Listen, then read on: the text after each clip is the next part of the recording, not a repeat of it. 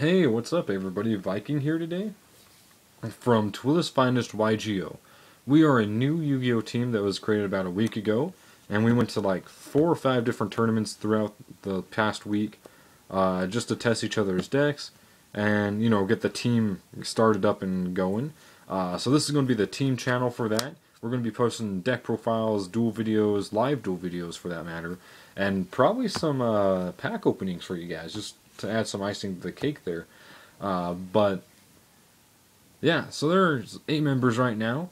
My name is Viking. You guys might know me from the Viking Blah Yu-Gi-Oh channel. I post a lot of deck profiles and just kind of tip videos for new players on that channel.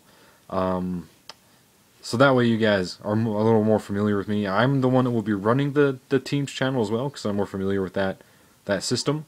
But other than that, we will have a lot more content on this channel, and I hope you guys really enjoy it. So I'm going to put a link in the description for this video to my other channel. That way you guys can look at that, see the other decks I was running, and see my previous build of this, which is what we're going to get to. So for this first video for this team channel, I'm going to do the updated profile for my Ritual Beasts. I've been playing this deck for about 2 weeks live, and then, or like a week live, I don't know how long it was, and then about a month on Dev Pro. So I really like how the deck plays, and I've really thought about it, and I've taken this like 5 different tournaments already, just to see what I need to do to it to improve it. And so this is the fruits of my studies so far, and I'm going to jump right into this for you guys. So to start off, I have 2 Tamer Wen. I found that having 3 was a little too cloggy, so I dropped it down to 2. And then I'm running 3 Elder. He is your best opening hand card, basically, if you draw into another Spirit Beast, because he gives you an extra normal, so it doesn't waste your special, and then, you can just get your plays off from there. The legit best opening is if you have him in Canahawk. That is your best opening hand you could possibly think of.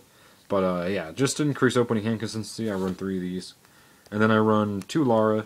She's really good mid-ish game, and she can be good early game. Like, say it's your turn too, and your Canahawk died, or your Rampingu died, or whatever died from last turn. You have her to summon that from grave, and then you go into a fusion play from there. So she really helps, but I felt that 3 was too cloggy, just like the Wen. So, yeah. Then I'm running 3 Canahawk. He is like the best monster in this deck. He's a Gold Sark with wings. Not much to say there. Just kind of gets your play set up and speeds up the deck. And I'm running 2 Rampingu. Before I was running 1. Wow. But I found out that he actually increases consistency quite a bit because he deck thins. You just don't want to use his effect too often. So I run 2 of him just so I can draw into him, increase first hand consistency if I don't draw a Canahawk. But that's what he's in there for. And then you run 2 Apelio. I had it at 3, but I found that it's just best to have him at 2 because you draw into him a lot when he was at 3, and you didn't really need him. So to increase opening hand consistency and whatever else, I dropped it down to 2. And then I'm running the 1 Petalfin. This is another card that I went down to 1 with. It's a really good card, but you really don't want to draw it, because this is like the worst card in the entire game to just draw into, because it's a 0 attack, and you just don't want it in hand. But yeah, so that's monsters. Moving on to spells. I'm running 3 MST. I feel like 3 MST is basically mandatory at this point in this deck. Because everybody's maining vanities, people are citing Imperial Iron Walls, things like that. And you really got to stop all those floodgates. So I feel like the MSTs were just needed. And they are probably, obviously the most helpful staple when it comes to just making your plays work. Then I'm running 3 Upstart. This is a new card that I decided to add in after playing this deck in 2 different tournaments. I realized that the deck needs draw power. Like, that's just something that it lacks, and something that I felt like it needed to pick up on. So I playtested Max C's for a tournament, and on Dev Pro I playtested Reckless Greeds on Dev Pro. I was trying to avoid these at all costs, basically. But then I tried them in, and they actually work out really well. I didn't realize how well they would work out until I used them. I mean, you can get over the 1,000 life points difference pretty quickly because Apelio's a 26 beater. So it's not too hard to get through the extra life points. But just that one extra card can really get you into what you need. And then I'm running 2 Utility. Dropped it down to 2 because I kept drawing it and not needing it. So I went down to 2. That way I still have it, but I just don't see it all the time. And then I'm running 1 Bond. This card is stupid good, I found out, but not stupid good enough to run 2 to 3. It's perfect at 1, I feel. 2 is okay. I had it at 2 for a while, but I went down to 1 ultimately just because I wanted to draw other cards, and you don't use this all the time, obviously. It's either to fix a cloggy hand or to make an OTK play is usually what it's for, or to avoid a back row. But usually it doesn't get used that often. But yeah, and then 1 Gold Sark, the 1 Foolish, and the 1 Defissure. Really good cards.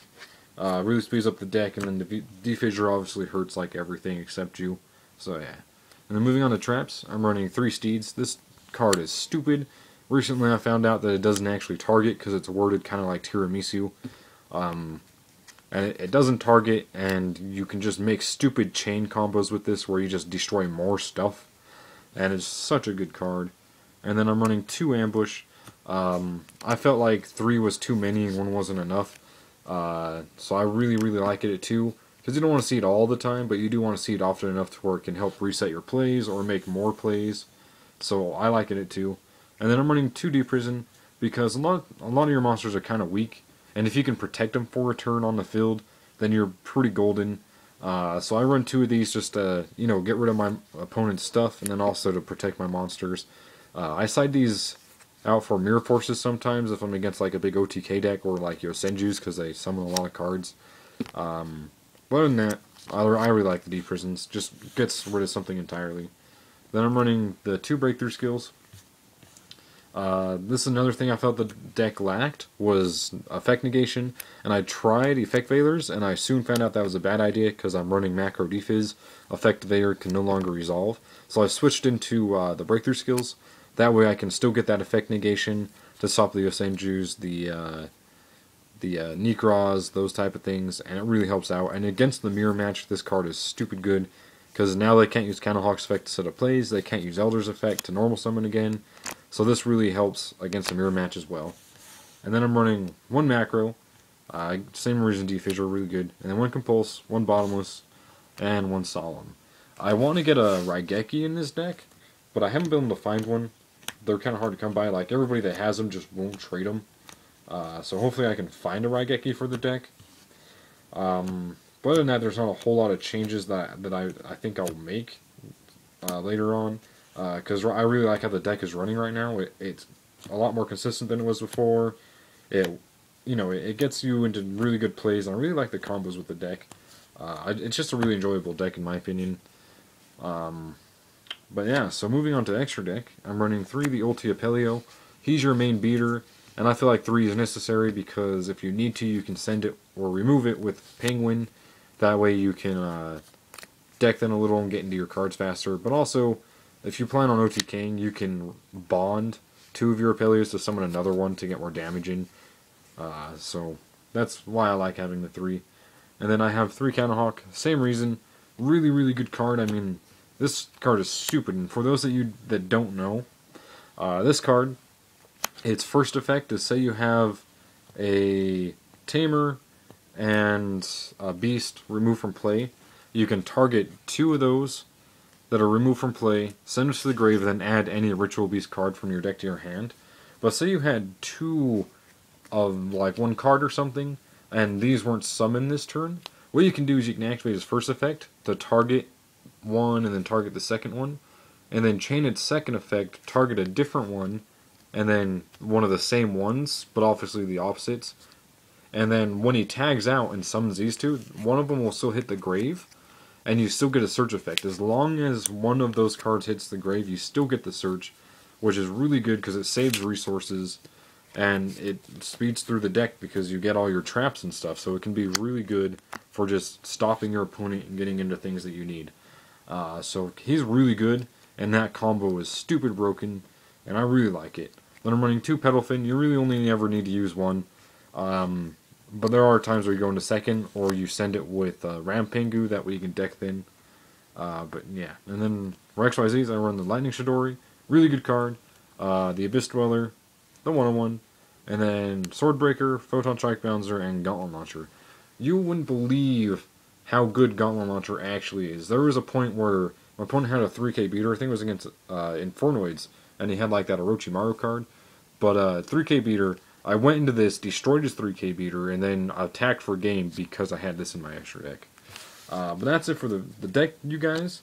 Let me know what you guys think about it, what I should change, and if you don't like how I'm running it, let me know, and I'm open to suggestions. But I'll tell you right now, Debris Dragon and Tempest are just bad cards. I'd rather draw into staples that will stop my opponent's plays than draw into cards that would be dead until late game. That is honestly how I feel about both Debris Dragon and Tempest. There's just better things I can run that will slow my opponent down. And they're not needed. I mean, you use your fusions. That's really all you use. But yeah, so I hope you guys enjoyed the video. This was the first video for Tooele's Finest YGO.